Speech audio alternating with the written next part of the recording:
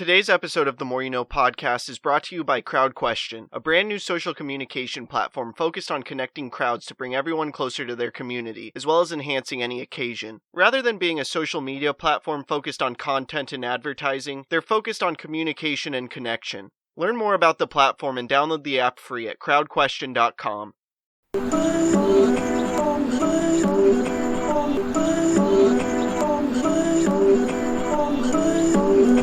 I'm just trying to make it all make sense. Today's More You No podcast. Today I want to talk about important aspects of questioning popular thinking that are discussed in John C. Maxwell's book, How Successful People Think. If you're somebody who wants to do amazing things and change the world, you must question popular thinking. With this being said, going against popular thinking can be difficult. But if you value popularity over good thinking, it will severely limit your potential to learn and develop. Because of this, you must be able to discern popular thinking from good thinking, and understand what popular thinking is. John provides some examples of what popular thinking is that I now want to go through. It's too average to understand the value of good thinking. It's too inflexible to realize the impact of changed thinking. It's too lazy to master the process of intentional thinking. It's too small to see the wisdom of big picture thinking. It's too satisfied to unleash the potential of focused thinking. It's too traditional to discover the joy of creative thinking.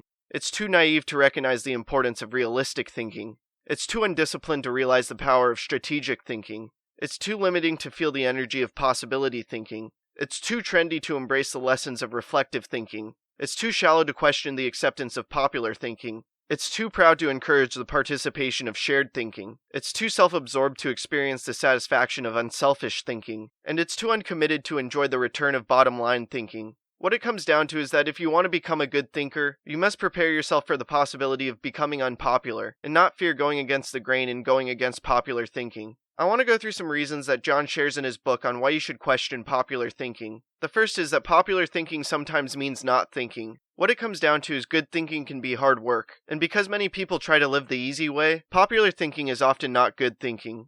Number two is that popular thinking offers false hope. Many people figure that if a lot of people are doing something or thinking about something in a specific way, then it must be right and a good idea. But if you understand number one, this is far from the truth. After this, number three is popular thinking is slow to embrace change, and this is because it loves the status quo, and the status quo is hard to change. Therefore, popular thinking is difficult to change. And finally, number four is popular thinking brings only average results. Remember that popular equals normal, and that normal equals average.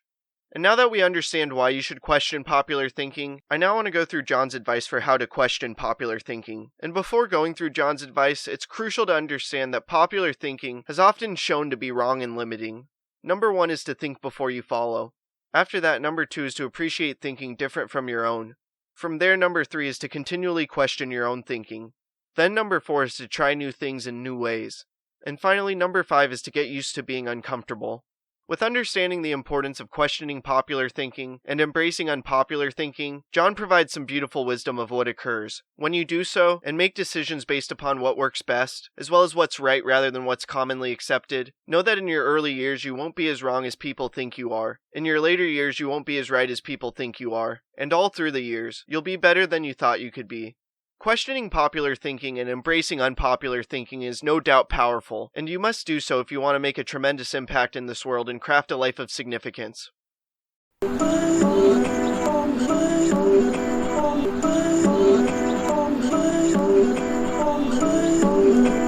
just trying to make it all make sense. Today's More You No podcast.